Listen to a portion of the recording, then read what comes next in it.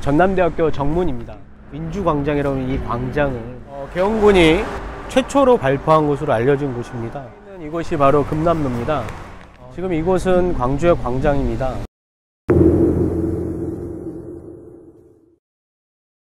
지금 여러분이 보고 있는 이곳은 전남대학교 정문입니다. 1979년 박정희가 죽고 난 이후에 80년 5월 서울에서는 민주화를 요구하는 대학생들의 시위가 뜨겁게 이루어집니다. 이것을 우리가 서울의 봄이라고 부르죠. 5월 13일 서울 지역의 민주화 시위는 이곳에도 영향을 미쳐서 광주 전남 지역에서도 시위가 이루어지게 되죠. 5월 14일 전남대 조선대 학생들은 경찰의 완강한 저지선을 뚫고 도청 앞 분수대까지 진출하게 됩니다. 분수대와 이 민주광장이라는 이 광장은 5월 항쟁과 민주주의의 상징적인 장소이죠.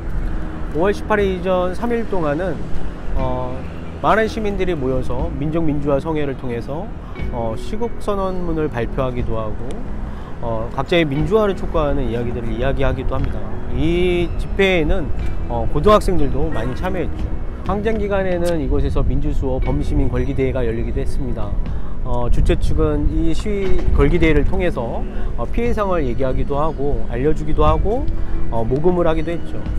여기에 모인 시민들이 당연히 신분구와 계엄군에 대한 분노를 이야기했습니다. 노동자, 농민, 학생, 청년 각계각층의 사람들이 모여서 신군부 퇴진과 민주주의 수호, 조국 통일을 이야기했습니다. 광주 시민들은 5월 항쟁을 통해서 그 사람들이 꿈꿔왔던 새 세상을 그리고 있었던 것입니다. 하지만 신군부는 민중들의 요구를 들어줄 생각이 없었고 강경하게 시위를 진압할 계획을 세우게 되죠. 5월 15일 서울 지역의 대학생들은 신군부의 강경 진압을 우려해서 좀 관망하자라는 자세로 집회를 취소했지만 이곳 광주 전남 지역의 학생들은 예정대로 5월 16일 날 횃불 시위를 하기로 했습니다. 5월 16일이 바로 4.19를 짓밟고 정권을 차지한 박정희의 5.16이 있었던 날이기도 하고 5월 16일 전남대 조선대를 비롯한 지역의 9개 대학생 3만 명이 모여서 시국 성토대회를 합니다. 그곳에서 5.16 화형식도 진행을 하죠. 그러나 신군부는 비상계엄을 전국적으로 확대하게 되고 전남대와 조선대에도 계엄군이 주둔하게 됩니다. 그리고 총학생회장을 비롯해서 학생회 간부들 예비검속으로 연행하기 시작하죠.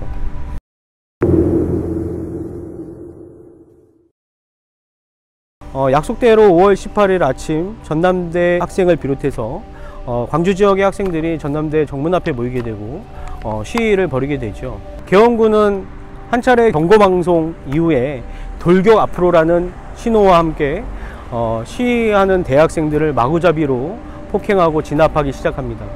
계엄군의 폭력적인 살인 진압을 목격한 시민들은 대열에 합류하기 시작했고 이렇게 광주항쟁은 시작되었습니다.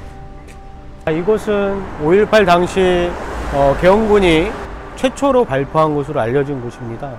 5월 18일 계엄군의 무자비한 살인 진압에도 광주 시민들은 그저 앉아서 당하고만 있지 않았죠.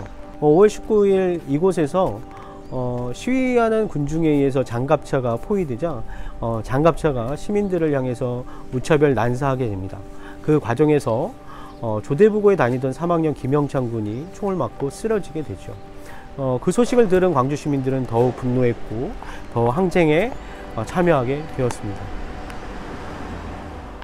제가 서 있는 이곳이 바로 금남로입니다. 5월 항쟁 당시 항쟁의 거리로 빼놓을 수 없는 지역이죠.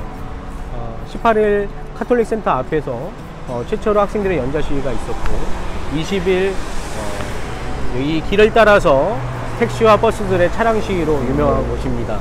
21일 집단 발표가 있기 전까지 30만 광주 시민이 매일 모여서 이곳에서 민주화를 위한 시위를 벌였던 그런 장소이기도 하죠. 지금 이곳은 광주의 광장입니다. 5월 항쟁 당시 이곳은 광주 시민과 계엄군 사이에 치열한 공방전이 있었던 곳으로 알려져 있습니다. 6월 진압에 항의하는 비무장 시민들을 향해서 계엄군이 무자비하게 발포하게 되고 그 과정에서 21일 아침 주검 두구가 이곳에서 발견이 됩니다. 이 주검 두구를 도청하 광장으로 옮겨지게 되고 이 소식을 들은 수십만의 시민들이 항쟁에 참여하게 되고 그로 인해서 항쟁이 절정에 달하게 되는 그런 계기가 되는 곳이기도 합니다. 1980년 5월 20일 여기에서 광주 시민과 계엄군은 치열하게 싸우게 되는데, 광주 시민들은 곳곳에서 자동차와 돌멩이, 쇠파이프 등을 이용해서 계엄군과 맞서게 됩니다. 그러니까 의분에 찬 시민들을 계엄군을 막을 수가 없어가지고 계엄군은 밀리고 밀려서 이곳 광주역 광장과 전남도청을 지키고 있었을 따름이었죠. 여기 이곳에는 삼공수 여단이 자리 잡고 있었는데요. 이 광주역 광장을 광주 시민이 둘러싸고 저항을 하게 됩니다. 5월 20일 11시 20분경에 삼공수 여단은 시민들에게 무차별로 발포하게 되고 철수를 하게 됩니다.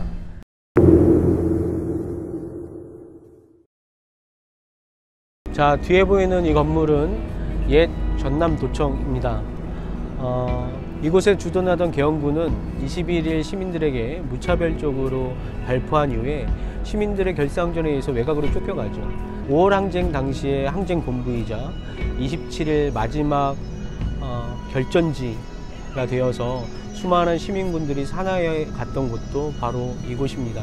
계엄군의 강제 진압이 예상됐던 26일 밤에 시민군은 어린 학생과 여성들을 귀가시키고 죽음을 각오합니다. 결사항전을 다짐한 시민군들은 어떤 심정이었을까요? 이길 수 있을 거라고 생각했을까요? 죽음을 각오하고 목숨을 내던지면서 그들이 지키려고 했던 것은 무엇이었을까요? 같이 한번 생각해 봤으면 좋겠습니다. 자, 이곳은 5월 항쟁 당시 희생되신 분들이 묻혀 있었던 구묘역입니다. 5.18 당시 희생자들은 가족들이 원하면 선산으로 가기도 했지만 이곳 망월동 묘지에 수훈수레를 끌고 와서 묻거나 가족들이 찾지 못한 시신, 이런 시신들은 청소차에 실어와가지고 여기에다 묻어버렸다고도 합니다. 이곳에는 5.18 관련 희생자들만 묻혀 있는 것은 아닙니다. 5월 정신을 계승해서 우리 사회의 민주화를 앞당기고 5월 항쟁을 폭도들의 사태가 아니라 항쟁으로 만들기 위해서 열심히 진실을 알려내고 투쟁을 해왔던 많은 민족민주 열사들 40여 기가 함께 있습니다.